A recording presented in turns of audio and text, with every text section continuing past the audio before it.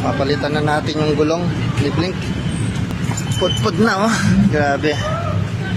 Wala pang 1 year, pudpud na. Madulas na sa daan. Kaya kailangan palitan na. Sa upgrade natin 120/70. Napalitan natin. Ito yung ipapalit natin.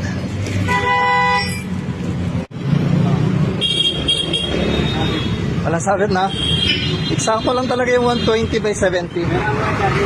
130 hindi na sasabit na yun. Oo. Kaya yung nakasabayan ko, tinanong ko na nakita ko, lapad. Sabi niya 1 nga daw, 120/70 eksakto. Pero ang laki pa ng clearance, no? Ito na. Ay, kabit na. 120/70. Sakto lang. Ayos na ayos. Ganda. Ayan o. Sakto lang yung 120/70. Ganda. Ayan.